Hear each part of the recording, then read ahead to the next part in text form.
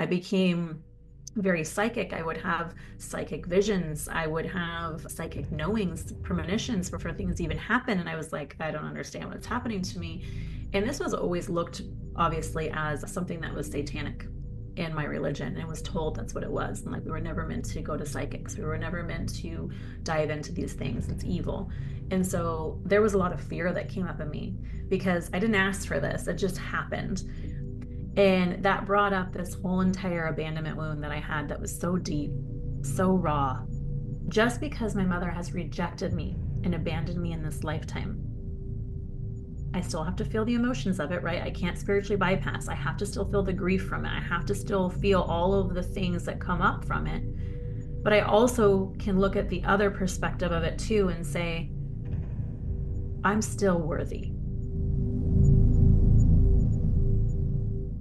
Hey everyone, and welcome back to the Shifting Dimensions podcast. This is the podcast where we explore the unseen, the unknown, and the transformative moments that shift our understanding of reality.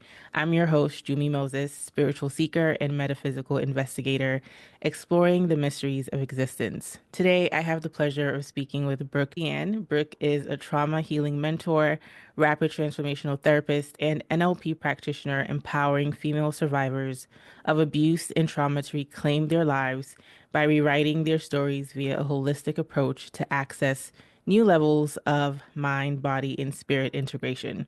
She is the author of Shattered, Broken, and Beautiful, Losing My Religion and Finding Faith, a transformative memoir exploring her healing journey from a religious cult and abusive relationships. Brooke, welcome to Shifting Dimensions. It's such a pleasure to have you on the show. I am very excited to be on this. I really love the name of your podcast because that is exactly what I feel like I've done in so many levels of my life. So, yeah, thank you for having me here today. Amazing. Well, I can't wait to jump into the conversation and just see how you shifted throughout your life. And I think it's important for us to start with your experience growing up and what you call a religious cult. So, can you please walk us through that experience and what it was like for you? Yeah, of course. First, obviously, we never, the word cult, everybody is, ooh, that's such a dirty word. It's a yucky word. Nobody wants to talk about it. But I really feel like it's needed to be talked about because people don't realize how insidious these type of religious spaces can be. And I was born into it. I was actually the fourth generation Jehovah's Witness.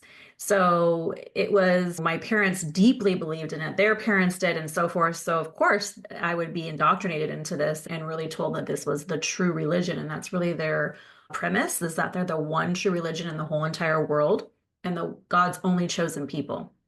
And so, growing up in this environment, you realize very quickly that what's expected of you is to act and perform a certain way.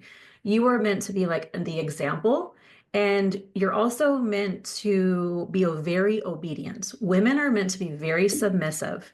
So, I witnessed my parents' relationship where my mother did as she was told. She didn't ask questions. And if she had something to say about something, she was shushed. That was not something that was okay. And in the dynamic of going to church, that's what we saw. The men were the leaders, the women just did as they were told, took care of the children, and education was really frowned upon. They didn't want people to look for outside education. They didn't want people to have critical thinking or be educated because they would actually learn that they were in this cult. So of course they wanted to keep that from them. Growing up in this religion, I noticed that after I left, I saw how narcissistic it really was. One, you're like really taught there's like this angry God, but he's also loving. So this Jekyll and Hyde kind of premise of what a God is supposed to be like. And so you are kind of riddled with fear because you're told if you're not obedient, you're going to be destroyed. God's going to kill you at Armageddon and you're never going to live forever. So that's the basics of the teachings. And so as a little girl, I remember growing up and being like very afraid. I would have nightmares, Armageddon dreams, I called them, that Armageddon was going to come and I wasn't going to live. My parents were going to live, but I was going to be bad and God was going to destroy me. So I'd have these dreams and I'd wake up and I would just I would be in tears. I would be a lot of fear. I was just a really highly sensitive child. And so these things, I thought them to be real and I took them as I was going to die. And so it was very scary kind of growing up in this for me. And we don't really talk about it enough. We don't realize how real these things can be to kids. It's like Santa Claus, right? If we're told that Santa Claus is real, what are we going to do? All the kids are thinking that Santa Claus is coming and he's real. And there's just but that's happy and that's exciting. But having this God that was scary and angry was very scary for me. And people will talk about this coming out of this cult and this doomsday space a lot. So my father was very into it and he wanted us to be a perfect example. And I had to act and perform a certain way. And if I didn't, he would get very angry. And he would punish me or he would spank me or the things that would happen that would make him upset that I did against the religion's rules. For instance, when I was like 12, I got a boyfriend and this boyfriend was not in the organization of Jehovah's Witnesses because I wanted to be like all the other little girls. I wanted to be like, I wanted to be dating and stuff. And I got in trouble. I got caught. And my dad was really angry with me and he shamed me big time and he just basically said, "You've shamed the whole family. Now I'm an embarrassment to the whole entire community and you've shamed our name." And so I remember feeling this deep shame and getting a spanking when I was just 12-year-old girl. And that was traumatizing to me. Of course, my dad didn't realize that was going to be traumatizing. He only knew what he knew at the time, but it still caused me some distress and also made me feel like, wow, I can never do anything right.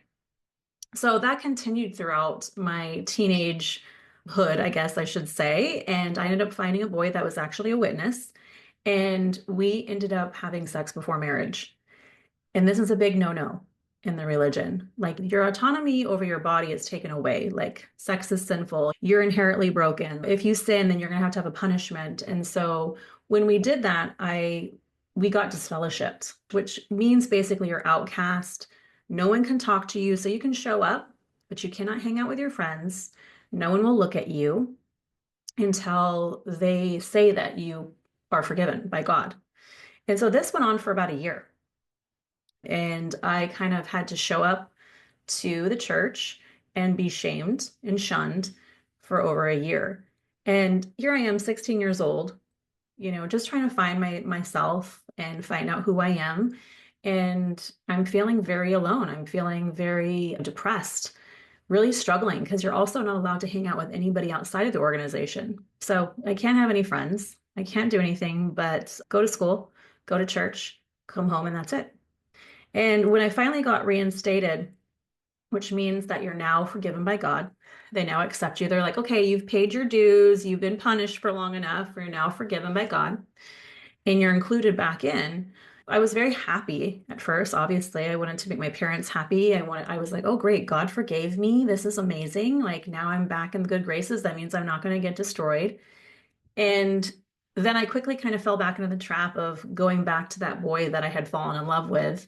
And we ended up eloping and getting married because my parents were not okay with this relationship. So think very Romeo and Juliet vibes, where you're forbidden to be with this boy. And that's what really happened to me.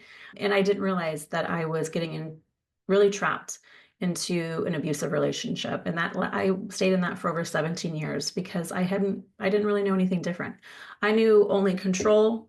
I knew to be submissive. You're told not that divorce is not okay. There's only one grounds for divorce, and that's adultery. And even when you do that, they really do frown upon it. And as a woman, it made me feel like, well, who's going to want a divorced woman? So I often would just stay in my suffering. And I really struggled until I broke free in 2017 from the cult and from the marriage.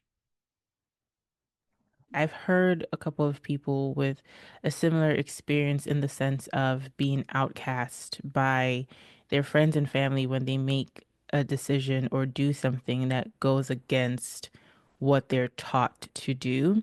And I can imagine how traumatic that was for you that whole year where you would show up to places, but people weren't really allowed to talk to you or speak with you. You talk about your experience growing up in the cult and then eventually marrying somebody who was also part of the cult and being controlled and trapped in that relationship. So, what was the catalyst for you that woke you up to the realization that, wait a minute, I'm in a cult and I need to free myself, not just from the cult, but from this relationship as well? Yeah, that's a great question because honestly, the narcissistic abuse came first. Oddly enough, I actually had a friend that was in the cult, and she was very jealous. She was very manipulative. She was very controlling. And I started to be like, man, something's weird here. What is this? Like, why is she just like this? It was just she was very vindictive. And I just started to feel into this is really toxic. And in the cult, you're supposed it's like the whole basis is we're all supposed to be loving and non-judgmental. And she was like the opposite. And so I just ran upon, Googled, I don't even remember what I Googled, like when you're struggling with friendships or whatever. And I happened to find this thing about narcissistic friendships and narcissistic personality disorders. And so I went down this whole long rabbit hole of this type of personality, and I had never known anything about it. We were not taught that in growing up in school. Your parents don't talk about this. I was like, what is this? And so I discovered that the friendship that I was in was that type of narcissistic personality. And so I started to reflect on this, and I was like, I saw the parallels between my relationship and my friendship. And that really started to awaken me to be like, oh my gosh, I think that I'm in this type of relationship. And that was like an epiphany for me. I know that sounds crazy because you're like, well, why wouldn't you know this? But when you're abused, and that's all you've known, like you don't know anything else, like that's the only thing that's familiar. And so you don't really question it. And you're just taught to be forgiving in the religion. And every time that he did something wrong, I would just forgive and I would move on. Even if it was awful, even if I got really hurt, I would just forgive and move on because that was the basis of the religion. And so when I figured this out, I was like, okay, this is not okay. I'm not okay with this anymore. And then about very similar to the same time, my then husband found a whole bunch of interesting stuff about the cult. One was about child sex abuse cases that were very public in the Australian Royal Commission. And the leaders of the cult were actually lying on the stand. And when I discovered this, it was like the first seed of doubt. I started to question everything because I was like, well, wait a second. They promise that they are these good people, they're appointed by God, and then they're doing this type of behavior. Something just didn't add up.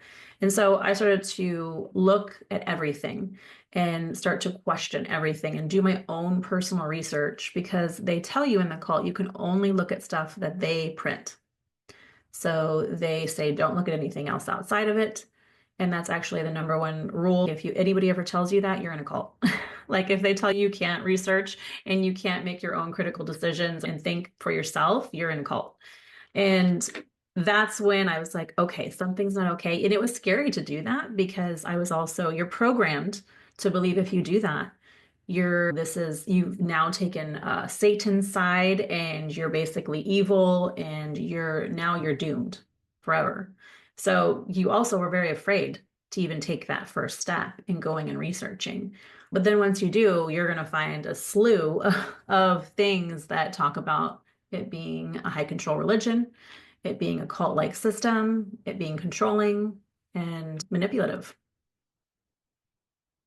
Just to make sure I fully understand and to recap for the listeners. So basically, you kind of first came to the realization that you were in a narcissistic friendship, and that clue allowed you to look at the relationship that you were in with your then husband and realize, oh my gosh, I'm in a narcissistic marriage with this person. And then your husband found out certain things about the church that started to clue you into maybe what I've been believing, maybe this community that I've come to love and grow up in might not be the right place for me to be in. Because there's a couple of things that you said that I thought was interesting, especially when you were 16 and they didn't talk to you for a year and then they come back and say, well, you've paid your dues, God has forgiven you. How do they know when God decides to forgive someone? I thought that was very interesting because it's kind of they're speaking on behalf of God. They've appointed themselves to be the voice of God.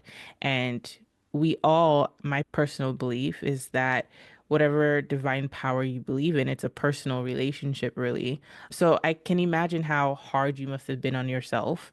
And every single time you make a mistake or have contradicting thoughts when you've been indoctrinated into a cult, every single time you have contradicting thoughts, I'm sure it was very anxiety provoking for you. Even what you said about wanting to leave your marriage, but also thinking who would want a divorced woman. So again, just I don't mean to harp on this, but I know you said you left in 2017. What was the conversation like with your husband? Did you just wake up one day and a switch was turned off, or was it a couple of months of trying to process and find your way to a point of being able to leave? So it definitely was a very difficult process. So I do like to talk about this. When you are in toxic relationships, you both are very trauma bonded to each other. This is a chemical dependency that you have also created between each other. And it's the same in a cult. They like to create dependency, just like they ostracized us, isolated us from the outside world, made sure we only associated with the people inside of the society. It's the same thing in a relationship, right? You're so trauma bonded and dependent on this person. It was like we kept going through this push and pull and push and pull, and I kept saying you need to leave, and then he wouldn't leave, and then he would be even crying and, well, no, okay, I will leave, and then I can't. It was like this constant, like where we couldn't, it's almost like it was impossible for us to separate.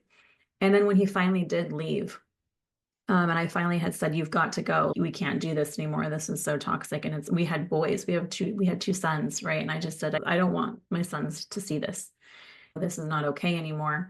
And when he finally did, I felt like I was coming off of a drug. Like the legitimate thought that I was coming off of a drug. I couldn't eat, I couldn't sleep. I had very severe anxiety, so much to the point that I wasn't sleeping. I would go days without sleeping. And the only thing that I got relief was getting some depression medication and some Xanax. Like I felt I don't really like to push medicine, but sometimes you need it. Like sometimes you actually need this thing to kind of get over the hump of this really difficult spot in your life because trauma bonds can be very hard to break free from.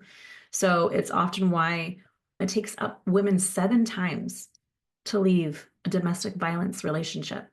Like they leave and come back.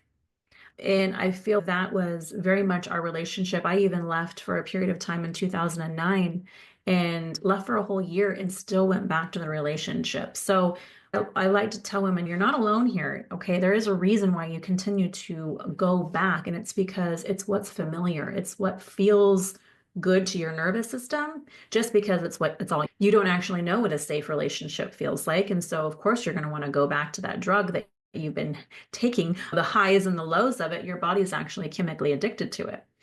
So it is going to take a lot of support, and it's going to take a lot of being able to be really consciously aware of, okay, how do I keep detaching from this partnership?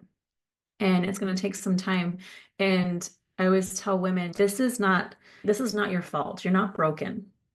You're just not. Because I remember leaving and feeling, oh my God, I am really broken, but you're not. It's just you've been programmed even in this relationship. Your nervous system has been rewired. Your brain has been programmed to feel less than, to feel unworthy, to be devalued. And now it's just about kind of rewriting your life and knowing that it is possible. We've used the word narcissist a few times in the show, and I don't want to take for granted that everybody knows what that is. I know that we've reached a point in our culture where everybody thinks everyone's a narcissist, and some Yeah. people just have not so nice characters, doesn't necessarily mean that they're narcissists. So, can we just kind of talk a little bit about what constitutes a narcissist and how can you know when you're in a narcissistic relationship or friendship? Yes, of course. So they have a very grandiose personality. They feel like they're superior, they're better than everybody else. They are never accountable. So everything is your fault and nothing is ever theirs. They can't hold anything. So I have a belief, and you may agree or disagree, and that's okay, that everybody has narcissistic tendencies. We are self-centered from birth. Everything is about us. It's why when we're younger, a lot of the times we will take things personally that were never really meant to harm us. In the work that I do, when I do sessions and we go back in hypnotherapy and we access the subconscious mind, I'll have people will go back to a scene of when their mother was just really busy working. She was a single mom and she really couldn't handle everything. And the individual at that age, at that little age, thought it meant that they didn't matter and mom didn't love them. But it's only because at a younger age, we believe everything is about us. That means if mom doesn't have time for us, automatically, it must mean that we don't matter and we're not loved. But really, mom was just trying to juggle her life and barely surviving. and it didn't mean that she didn't love them. So it's just recognizing we all have these kind of narcissistic tendencies to kind of only think about ourselves in situations or to kind of have selfish moments and these type of things. But being a narcissist and having this personality disorder, there's a spectrum, right? There is a spectrum of this, and it can be very evil. I mean, we're talking psychopaths, sociopaths, murderers. We're talking like the darkest of the dark, okay? Those are your very, very scary narcissistic personalities. And then you have this spectrum where it's, I like to say there's all these types and starting to get to know them, right? We have covert narcissists where you don't even really kind of, it's more emotional abuse. So it can be more insidious of how they do things rather than someone that's very overt and shows you that they're the narcissist, right? So it's about really getting the education on these things. We could talk about that forever, but in being able to know the difference because you're right. I think it's an overused word, but it's the only thing we have to kind of explain this toxicity. And I do think it needs to be talked about because unfortunately, I feel like this does happen. Women are just as guilty as men.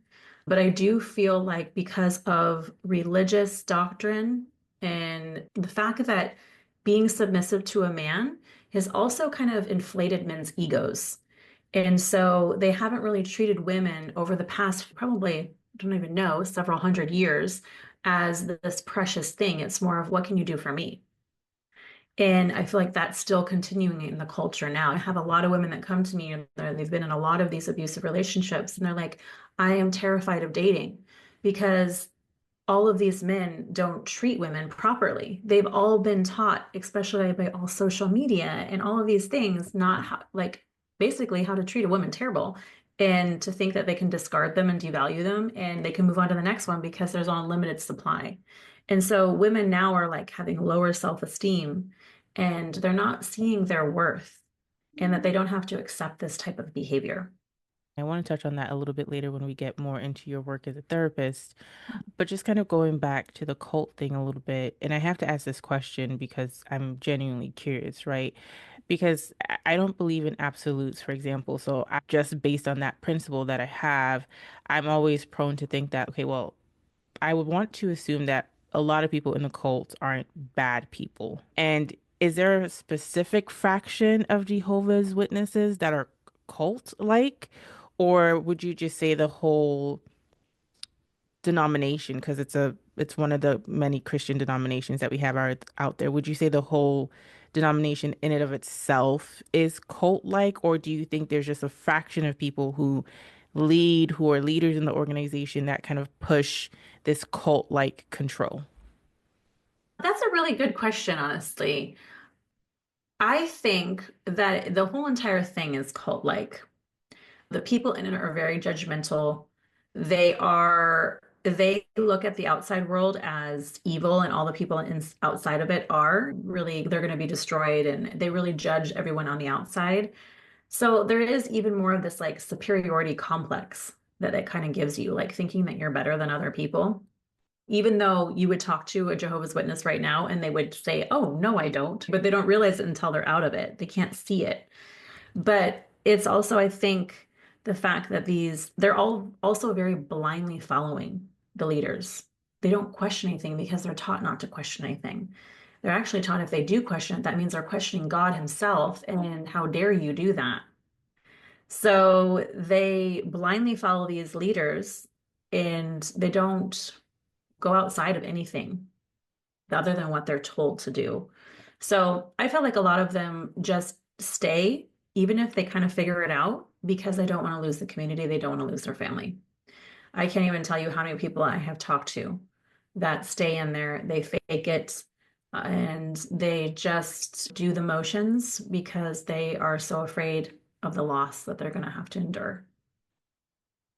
And I can imagine how traumatic that is, but when I think about God and how I've come to understand God at this point in my life. Even within the Bible, something that's talked about often is the mercy of God and God being a loving God. I mean, there are examples in the Bible that don't always reflect that character trait, but a lot of the Bible talks about how God is a gracious God, God is a loving God, God is a God of unconditional love. And I think that the whole ostracizing someone from a community, all because they don't necessarily agree with what you are talking about is pretty extreme, but also it makes sense because if I guess you're accepting to the one bad egg, then they can influence other people and people will now start kind of potentially leaving the cult or thinking in different ways. It kind of makes sense, but it's also sad to think about.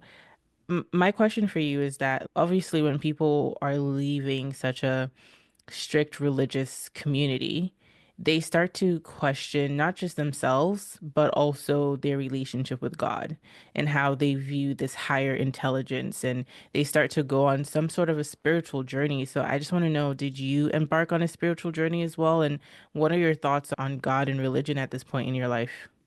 Yeah, I would love to talk about that. When I left, denial kept me safe. I really, once I figured out that what I had been lied to, I was very angry, to be honest. I felt displaced. I felt like I didn't know where I belonged. I was really just trying to rediscover my identity. I felt like I didn't even have an identity because I had lost it so much in the marriage and whatnot. I was really just trying to figure my life out and take care of my kids and keep afloat. I just kind of put it to the side and I was just like, I don't even want to think about this. And I actually even began to be like, you know what? I'm an atheist. I don't even believe in God. I don't think there's a God. How could there be a God if he tricked me like this? I was feeling very betrayed. But you know what?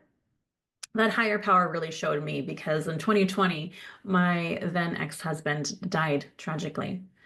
And he was the father of my children. And we spent the majority of my life together. I had known him since I was 15 years old.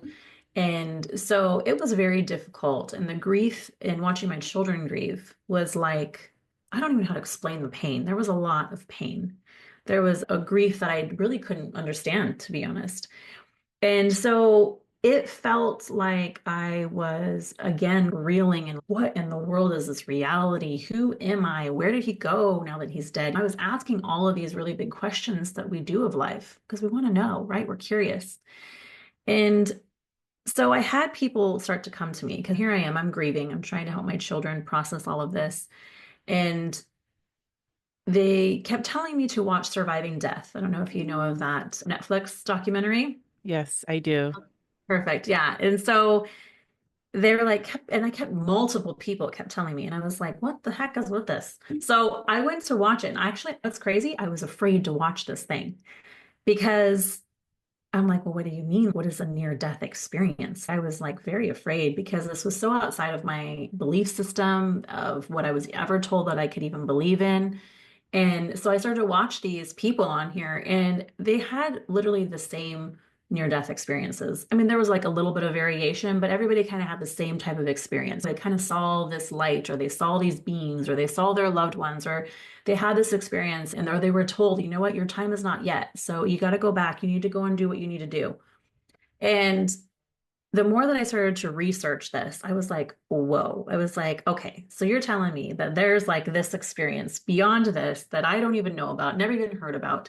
And so I didn't pray. I didn't ask God, if you will. I just kind of said out loud, you know what? If this is the truth, if this is real, send me somebody that has a near-death experience and I want to hear it from their lips. Like I want to hear from the source. And 3 days later, pretty weird. 3 days later, I have a client. I used to be in the beauty industry, lay down on the bed. I'm about ready to give her a facial. And she starts to tell me her near-death experience, unprovoked, just literally starts to tell me this. And I'm like, whoa, wait a second. Something was listening to me. Something was hearing what I needed or what I needed because I was so desperate. And so tears start streaming down my face. I am shocked that I have actually received my answer.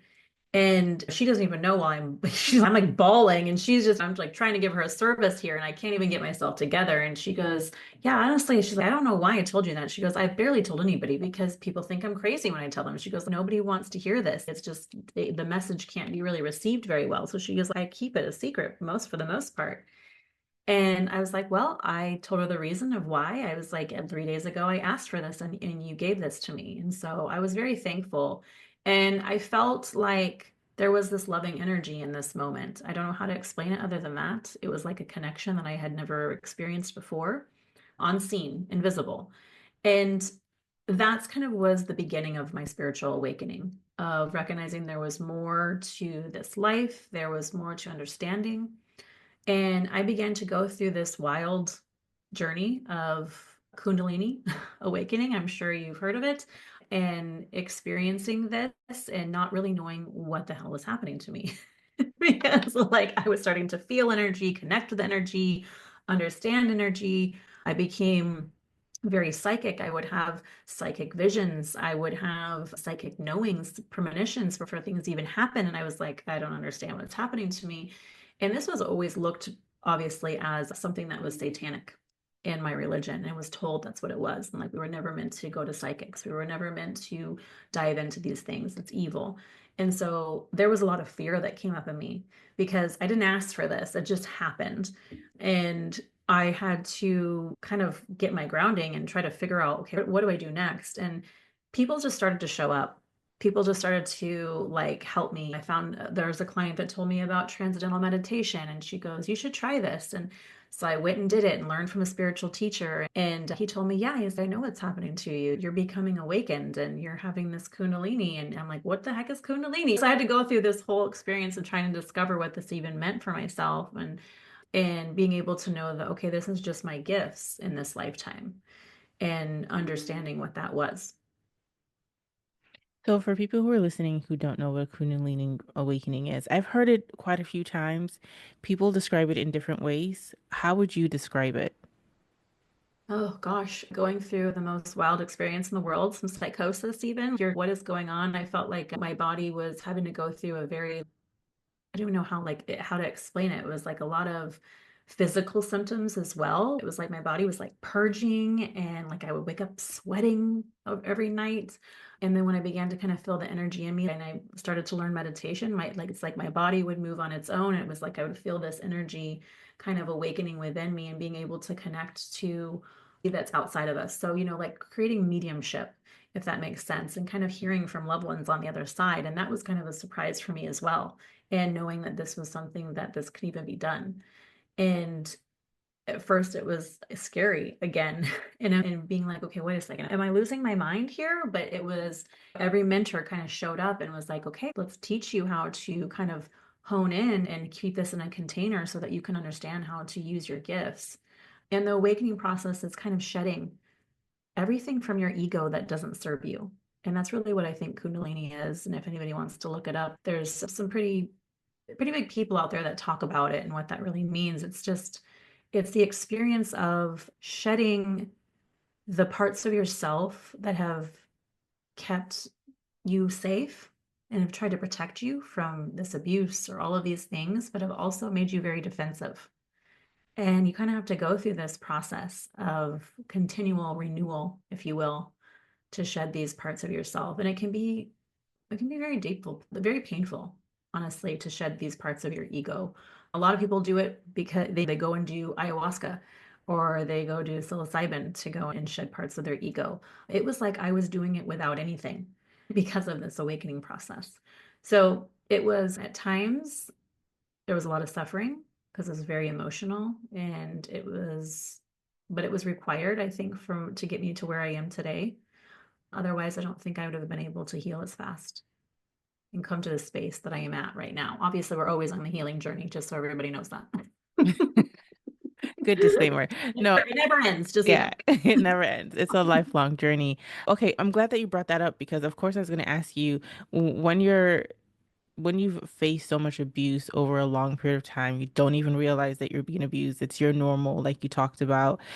A lot of people talk about losing themselves, right? Not having a sense of self, not knowing how to trust their own gut or instincts, because there's a lot of healing that needs to happen. There's a lot of finding your way back to yourself. I mean, in the work that you do, you talk about really harmonizing mind, body, and spirit and really integrating that. So, is it fair to say that you having those spiritual awakenings kind of fast tracked your journey back to yourself, taking back your personal power?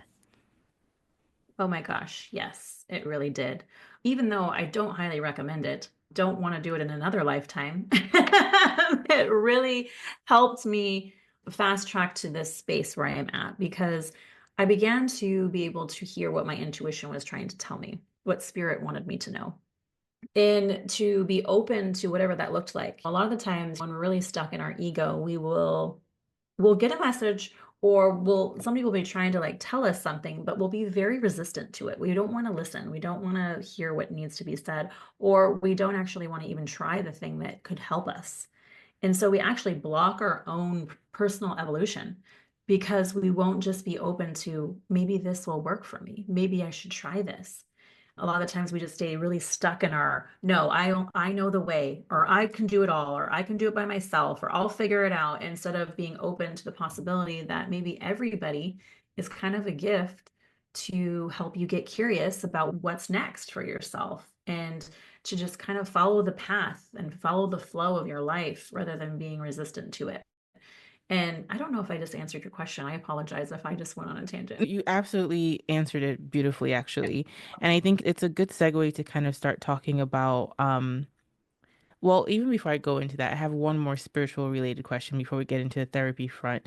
And you talked about past lives and stuff. So, where you are now, is it fair to say that you believe in reincarnation? And if so, did you ever have any sessions with anyone where you were regress the past life to kind of get more insight into why you had this current life experience in a cult and in a narcissistic relationship?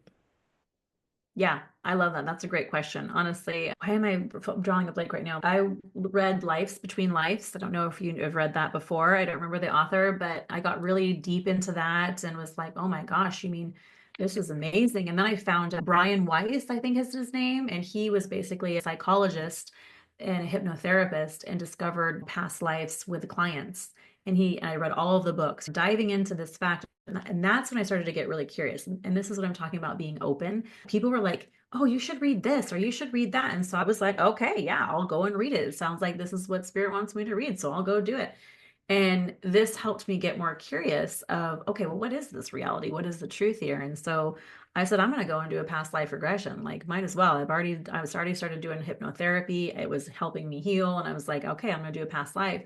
And I didn't really get the answer of why I was in the cult, but I do know that answer now. We can address that later. But I did realize that I had many past lives where I had been abused, and I hadn't ever broken that cycle. I had just remained where I was. And witnessing that made me realize, oh, okay, so I came into this life. And when you look at it from the spiritual perspective, you kind of get out of the, oh my gosh, this was so terrible. And this person was so awful to me. We kind of get out of the victim mode and you look at it from a higher perspective and you see that actually the abuser was actually my gift. He was a gift to me. He was helping me awaken to the reality of who I am, that I could step into my power, that I didn't deserve to be treated that way, that I did deserve to love myself enough to leave. And so now I look at it from the perspective, now that obviously I talked to my dead ex-husband on the other side. We have a relationship, a better relationship there than we ever did here. Recognizing that that was what he gave me in this lifetime, was to be able to do that for myself and break that cycle. It's interesting when we look at this life, it's so multidimensional and we like to think of it in black or white, and it just doesn't work that way. And when you really open your mind, you can start to see things differently. Thank you for sharing that. And you also said that you did never figured out why you went into the cult, why you were born into a cult like situation.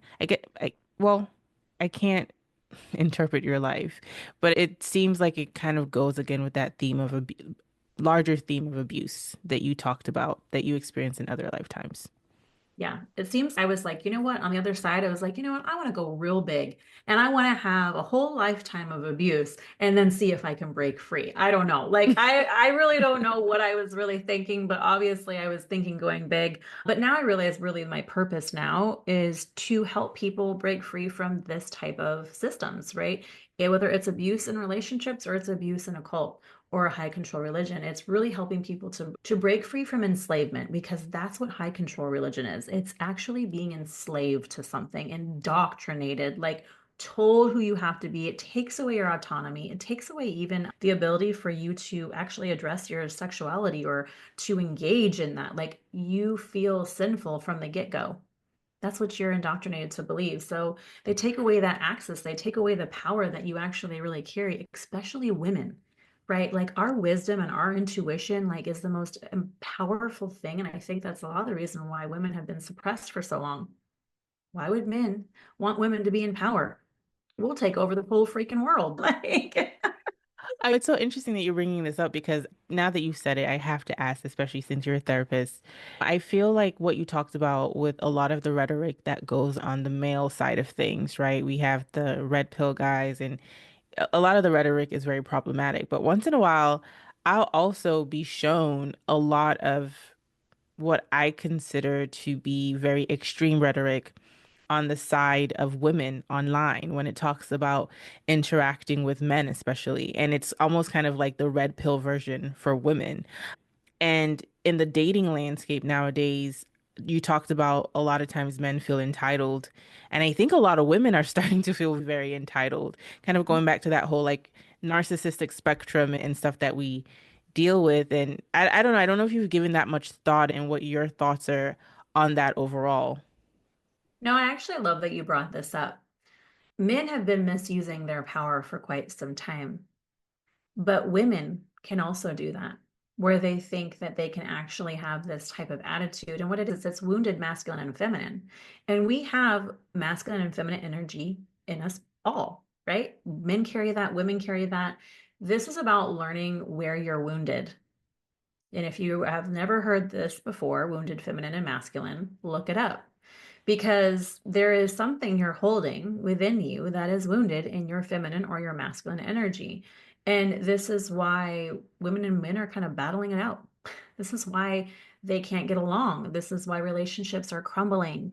This is why no one can take radical responsibility for how they're showing up, what they're doing, or how they're acting.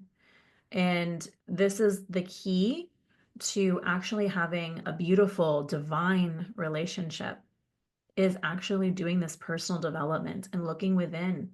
How am I treating this relationship? What am I thinking I'm entitled to? And, or what am I doing that is actually harming my relationship? And just kind of engaging in this aspect of looking at, okay, where am I stuck? What is my past trauma or my past childhood experiences that I'm actually bringing into the relationship and projecting onto my partner? Because I promise you, that is what shows up all the time. It showed up for me. So after healing from abuse, I found a healthy partner, which I believe is literally a gift from the universe to help me heal and show me what I needed to heal within myself because I was very wounded in both areas, so wounded, so defensive, had extreme PTSD from so many years of abuse. And I had to look within myself and start to see that this was not okay behavior. And I needed to take responsibility and accountability for myself. That's the magic word, accountability. And in order to take accountability, you have to be very self-aware and kind of surrender to the Yes. fact that, yeah, there are these parts of me that are unhealed and I'm projecting them. And if I'm not careful, I could continue to self-sabotage moving forward. As a therapist, one thing you say is that talk therapy can only go so far, especially dealing with patients who have trauma, they've dealt with trauma, which is those are the people you work with often. So, can you just explain a little bit why you say talk therapy can only go so far and what is an alternative to talk therapy?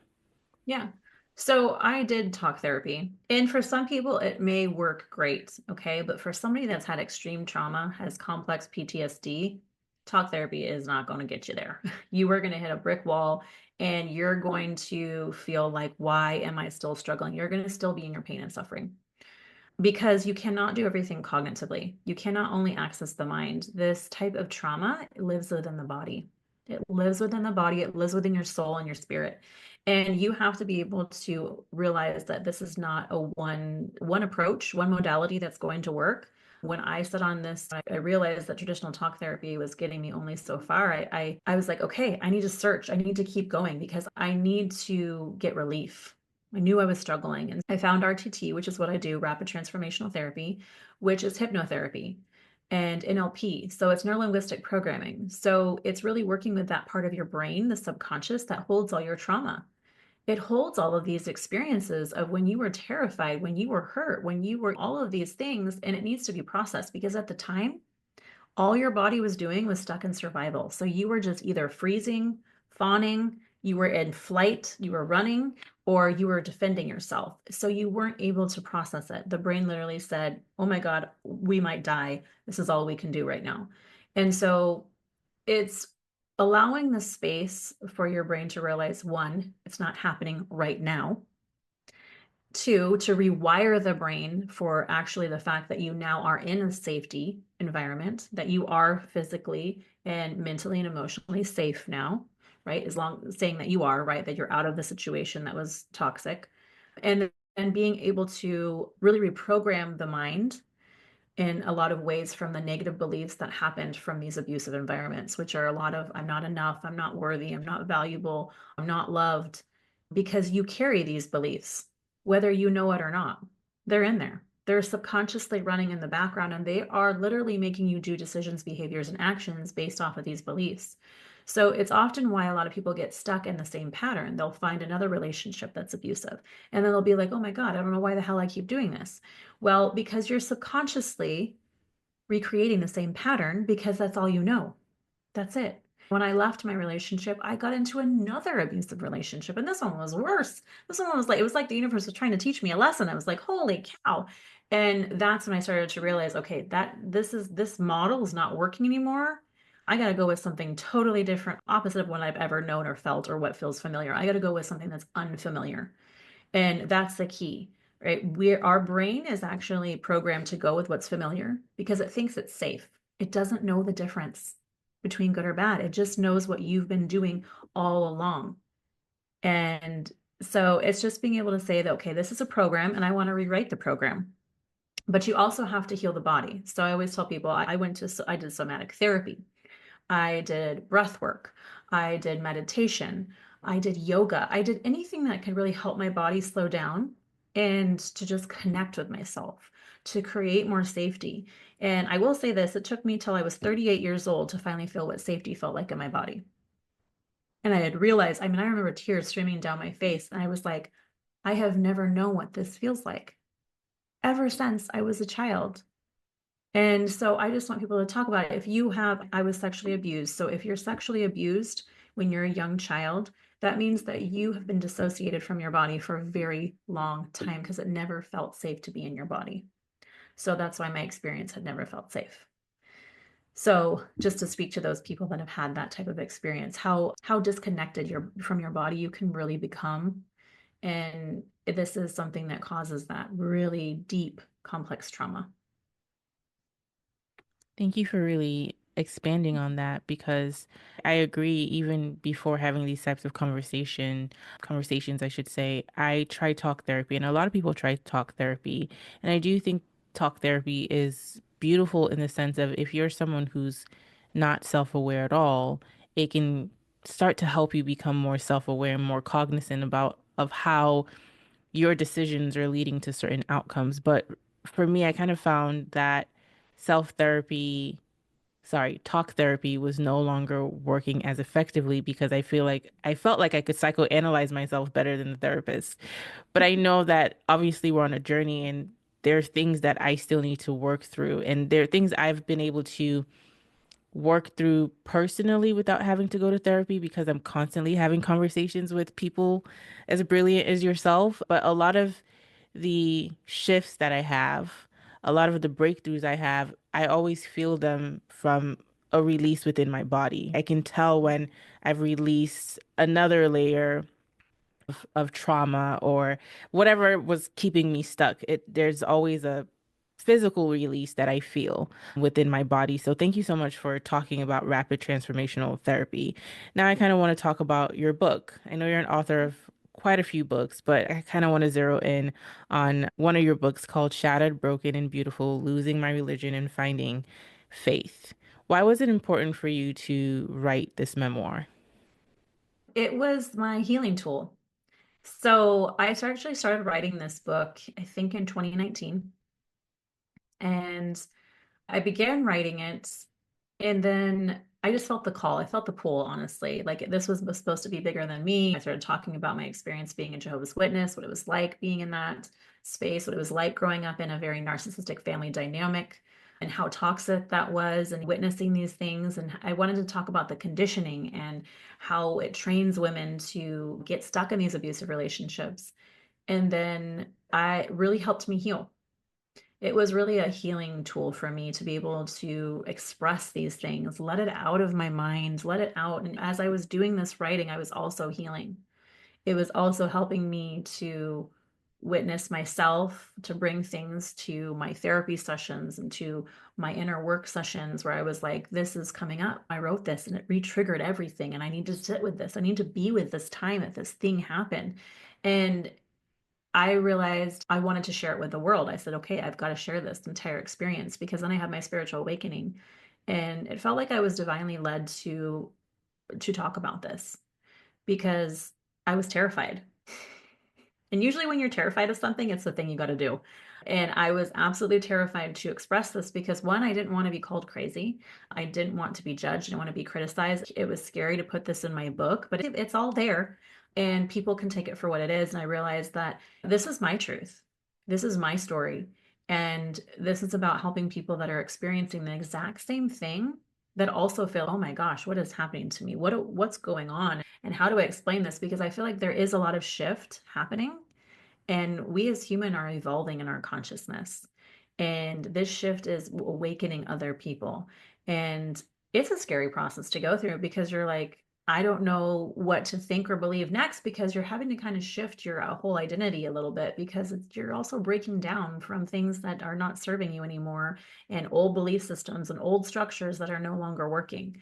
So I felt like this was a part that I needed to say. And it was so funny. I was talking to my aunt one day and I was like, well, it brought up a lot of fear in me. Like, well, what if nobody reads this book?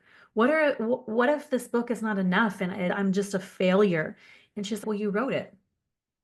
Like you wrote it and it actually helped you. So how could that be a failure? That's nothing but success. And I looked at that as, yes, you're right. I wrote this, it helped me. And even if I only help one person from this book, that will be a win for me because I never want anybody to suffer the way I suffered. And it's why I have a passion. I'm continuing to write. I'm actually writing two more books right now. So I'm in the process of juggling all of these other things, but these books are very important. I know they're important for people to have that are going through these experiences that I did. Well, you're definitely doing great work, and I agree with your aunt. I think when we think about success, a lot of times we think about the numbers after we've put in the work and how people receive it. That's what we consider success. But the true success a lot of times is getting that thing done. Like you said, even if it helps one person, and I think it's going to help way more than one person, but you're doing Yeah. great work, you're doing great service, and you're paying forward. You're using your experience to make sure that other people who've experienced what you've experienced can also live a better life moving forward, and people who just might want to hear words of encouragement will Yes. benefit from your work. So I appreciate you so much for sharing your story with me and the audience today. I have to ask, have you shifted in perspective on anything recently? I know your whole life has been a shift, but It has. Oh my gosh. I feel like I'm shifting every week, girl. exactly. And that's why I Yeah. always ask the question because we're always shifting. So, Yeah, we are um, always shifting. yeah. I think that this week I had a recent experience. I haven't talked to my mother. I actually haven't seen my mother in 4 years because when you leave the cult, you lose your family, you lose your society, right? And I had a recent experience of where I needed to talk to her about something that was important, but she didn't want to see me. And that brought up this whole entire abandonment wound that I had that was so deep, so raw, so vulnerable. And it felt like she ripped off that band-aid and now I'm bleeding out. And I first was angry. I first was like, how dare she? How I really went back into that victim mode again. And I couldn't see outside of it. I was lost in it. I was drowning.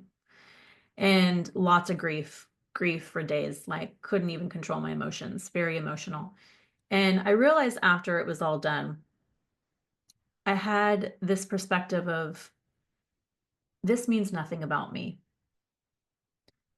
This means nothing about me.